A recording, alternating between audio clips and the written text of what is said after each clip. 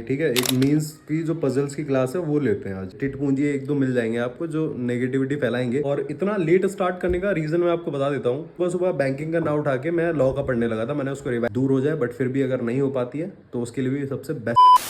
आप सभी को हर हर महादेव, स्वागत है आपका एक नए व्लॉग में। आज है डे 30 ऑफ 75 हार्ड चैलेंज। जैसा कि आपको पता है कि हम टारगेट कर रहे हैं आने वाले सारे बैंक एग्जाम्स को, क्योंकि अब हम कोई भी रिजिडिटी नहीं रखने वाले कि हम आरआरबी टारगेट करें, आईबीपीएस टारगेट करें। हमें केवल अपना सिलेबस कंप्लीट करना है और हमें अपनी प्रैक्टिस में 4 चांद लगा देने बस। जैसा कि आपको पता है कि मैं डेली आपको ये बताता हूँ कि मैंने अपने 24 आवर्स को कैसे प्रोडक्टिविटी से निकाला, और बिना किसी क्लिक बैठ के एक्चुअल में टाइम को दिखाने के साथ साथ। तो चलिए फिर शुरू करते हैं। अगर बात क्लिक बैट की होगी तो सबसे पहले टाइम ही देख लो आप। जैसा कि आपने अभी समय देखा होगा कि 10:30 बज रहे हैं, और इतना लेट स्टार्ट करने का रीज़न मैं आपको बता देता हूँ। वैसे तो अब तक तो आपको अच्छे से पता ही चल गया होगा, मैं हज़ार बार वही चीज़ बोलता हूँ बार बार कि अभी मेरे एग्जाम चल ही रहे हैं। 24 को लास्ट एग्जाम है, तो उसके चक्कर में उठ तो मैं सुबह ही गया था, लेकिन सुबह सुबह मेरे को थोड़ा रिविजन करना था। जो मैंने कल क्वेश्चन निकाले थे PYQ, तो उनको तो मैंने इसीलिए फिर सुबह सुबह बैंकिंग का ना उठा के मैं लॉ का पढ़ने लगा था। मैंने उसको रिवाइज करा अच्छे से, और उसके बाद फिर जब टाइम हुआ फिर मैं नहा धो के अपना मस्त पूजा वूजा करके मैं कहा चलो अब बैठते हैं आराम से। तो दैट्स वाई इतना टाइम लग गया था। और चलो फिर शुरू करते हैं। अब सबसे पहले करंट अफेयर्स की क्लास लेते हैं, ठीक है। कितना भी लेट उठो लेकिन सबसे पहला काम जो रहता है ना वो यही रहता है कि करंट अफेयर्स को उठाना है, उनको एक बार पढ़ना है और उसके बाद फिर जो है पुरानी वाली जो न्यूज़ थी कल वाली उनको रिवाइज करना है, और उसके बाद फिर एडिटोरियल की क्लास लेनी है। ये दो काम हैं और ये दो काम मैंडेटरी हैं, हमेशा करने भी हैं, क्योंकि इनकी अगर हैबिट एक बार पड़ गई ना आपको तो ये लॉन्ग टर्म में आपको अच्छा फ़ायदा देंगे, आपके मार्क्स भी इंक्रीज होंगे। और जो लगता है ना सबको कि यार करंट अफेयर्स तो डाइसी होता है और जनरल अवेयरनेस का सेक्शन पूरा डाइसी होता है, ऐसा होता है बट इतना भी नहीं होता है कि आप वहाँ पे गिरे पड़ रहे हो 2 नंबर 4 नंबर 5 नंबर, नहीं इतना नहीं होता। इतना एटलीस्ट आप 15 से 18 नंबर तो आराम से निकाल के ले जाओगे, क्योंकि आपने डेली पढ़ा है यार। अब इतना भी बुरा हाल नहीं होगा। तो सबसे पहले मैंने करंट अफेयर्स की क्लास कंप्लीट करी और उसके बाद फिर मैं अनुभव सर से एडिटोरियल लेने बैठ गया था। और एक जनरल क्वेश्चन था सबका कि हम जिससे इंग्लिश पढ़ रहे हैं उसी से एडिटोरियल पढ़ें। नहीं, ऐसी कोई जरूरत नहीं है, आप किसी से भी पढ़ सकते हो। तो बस अभी करंट अफेयर्स और एडिटोरियल की क्लास डन करिए, और एक बार टाइम की तरफ नज़र घुमा लीजिए। उसके बाद फिर हम लोग आगे स्टार्ट करते हैं कि देखते हैं अब क्या करा जाए। पहले प्रैक्टिस करी जाए, क्लास ली जाए, क्या करा जाए, ठीक है। आज है 22 मई और आप करेक्ट देख सकते हो 1 बज रहा है इस तो समय। समय देखा जाए उसमें तो 1 बज गया भाई। सही है, जितना लेट स्टार्ट करोगे ना फिर उतना ही लेट होता चला जाएगा, पर कोई दिक्कत नहीं है, अपना शाम के टाइम में खींच देंगे, कोई दिक्कत नहीं है। तो अभी काम करते हैं, अभी फटाफट से ना सोच रहा हूँ आज क्लास ले लूँ यार पहले। तो आज जो रीजनिंग की क्लास लेते हैं, ठीक है, एक मीन्स की जो पजल्स की क्लास है वो लेते हैं आज, विद वेरिएबल्स वाली, ओके। तो वो क्लास लेते हैं, और उस क्लास को ओवर करने के बाद फिर देखते हैं कि आगे क्या करा जाए।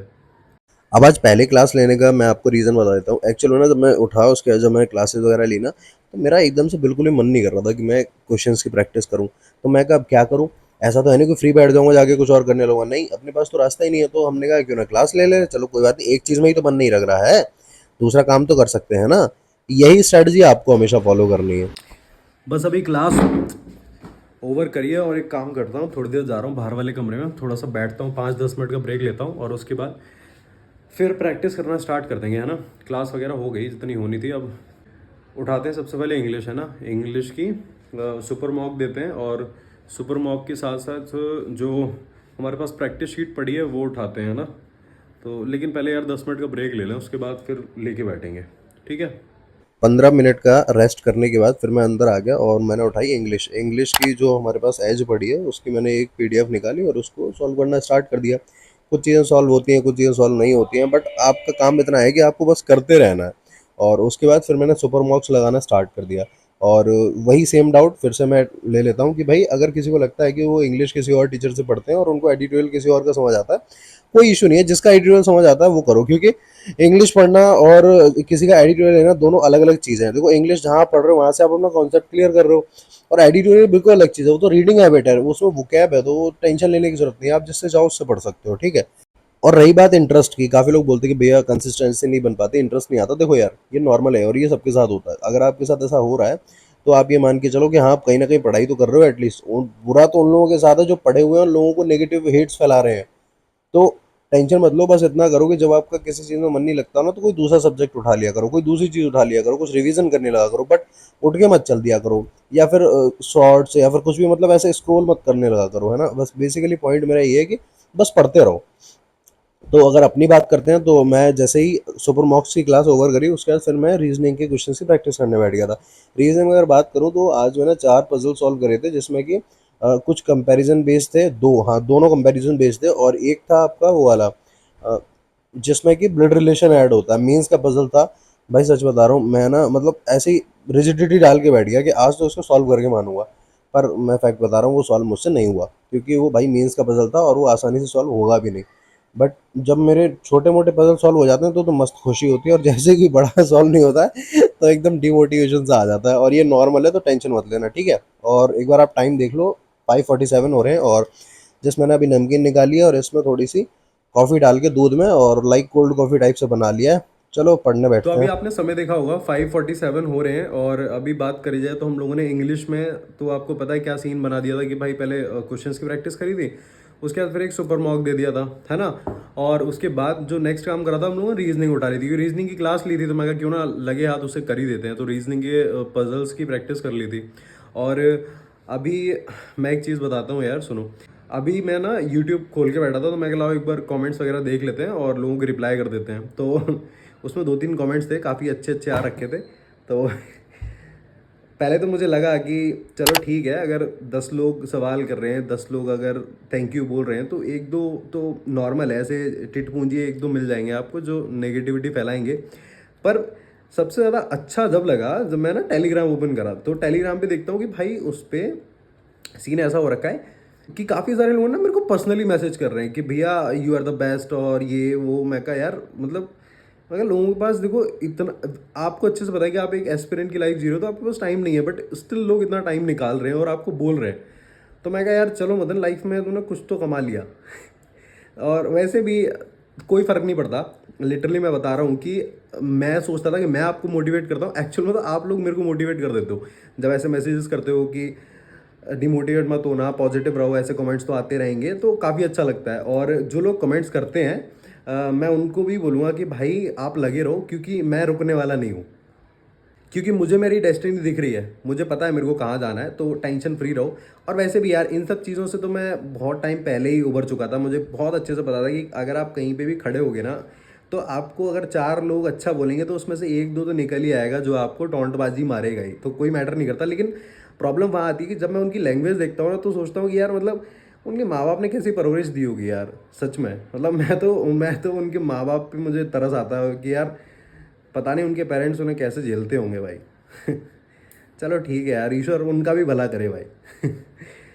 हम तो वो वाले लोग हैं कि भाई हमारे लिए कुछ मैटर नहीं करता, आपका भी ईश्वर भला ही करे। और मैं तो हमेशा यही बोलता हूँ कि वो लोग जितना ज़्यादा फ्रस्ट्रेटेड है अपनी लाइफ में, इसीलिए वो इतने मतलब इतनी गंदी लैंग्वेज यूज़ कर रहे हैं, तो वो बहुत ज़्यादा फ्रस्ट्रेटेड होंगे अपनी लाइफ में, वो फेलियर होंगे, उन्होंने कुछ अचीव नहीं कर पाया होगा, दैट्स इतने ज़्यादा परेशान है। तो ईश्वर से मैं यही कामना करता हूँ कि जैसे उनके कर्म हैं और जो उनको मिलना चाहिए वो ईश्वर उन्हें ज़रूर दे, और जल्दी से जल्दी दे।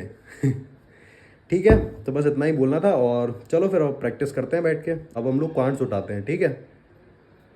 एक्चुअली अगर फैक्ट बताऊँ ना तो देखो, कोई कितना भी हिम्मती हो यार, कैसा भी हो, लेकिन मैं बिल्कुल फैक्ट बता रहा हूँ कि इतनी मतलब ज़्यादा मैं, जब मैंने कमेंट्स वगैरह देखे ना तो मैं हो गया था भाई, फैक्ट बता रहा हूँ, मैं थोड़ा सा डिमोटिवेट तो हो गया था। मैं कहा यार कैसे लोग हैं। फिर मुझे ये चीज़ समझ आई कि एक्चुअल में अगर 1000 लोगों में से 2 लोग आपको गाली दे रहे हैं ना, तो इसका मतलब फिर आप ये मान लो कि आप कुछ ना कुछ अच्छा कर रहे हो, और वो केवल हर जगह होंगे, और वो इसीलिए होते हैं कि बस केवल आपको कैसे भी नीचे गिराया जाए बस।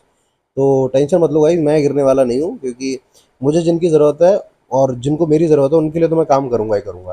तो इसी के साथ साथ हम लोगों ने क्वांट्स की प्रैक्टिस भी डन कर दी थी, और उसके बाद फिर मैं पूजा करने चला गया था, और पूजा करने के बाद कुछ खा लेते हैं, फिर पढ़ने बैठेंगे, ठीक बस है। अभी पूजा वगैरह करके आया हूँ, पहले मैं प्रैक्टिस करता रहा था क्वेश्चंस की, और उसके बाद फिर मैं पूजा करने चला गया था।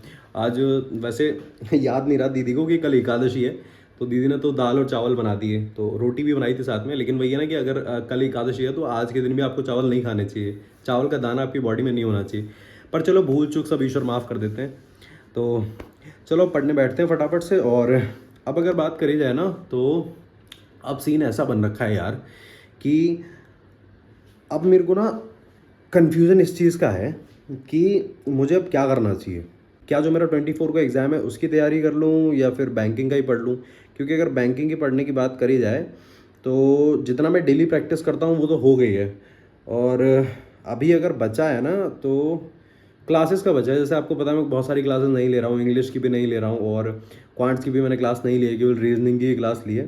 तो एक काम करते हैं कि ना रिवीजन कर लेते हैं, जो सुबह करंट अफेयर्स और वोकैब करी थी उसका रिवीजन कर लेते हैं और उसके बाद ब्लॉग को रैप अप कर देंगे। उसके बाद फिर हम लोग जो एग्ज़ाम है ना उसकी तैयारी कर लेते हैं ना। लास्ट है यार, अच्छे से हो जाए फिर, है ना। जैसा कि मैंने आपको बताया था कि अब और कुछ तो पढ़ने की हिम्मत बची नहीं है, तो बस एक काम करते हैं, रिवीजन स्टार्ट कर देते हैं। पहले जो करंट अफेयर्स मॉर्निंग में करे थे उनका, और उनको रिवीजन में ऐसे करता हूँ, जो पीडीएफ सर प्रोवाइड करते हैं उसी से फिर शाम को रिवीजन करता हूँ, क्योंकि एक बार तो वो सुबह पढ़ रखे होते हैं तो वो वैसे ही आपको हल्के हल्के याद रहते हैं। और उसी के साथ ऐसे ही वोकैब रिवाइज करता हूँ। तो इसी के साथ अगर आपको टाइम देखना है तो देख लीजिए, 9:19 हो रहे हैं और अब मैं तो बस अभी रिवीजन डन करा है और एक बार आपको आज की टू डू लिस्ट दिखा देता हूँ, ठीक है। देखो सबसे पहले करंट अफेयर्स की बात करते हैं। तो हाँ, वो करे थे, एडिटोरियल की क्लास भी ली थी। इंग्लिश में बात करते हैं तो सेल्फ प्रैक्टिस की थी और क्वेश्चन पेपर्स थे मेरे पास ऑलरेडी, और वाईटी से सुपर मॉक दिया था।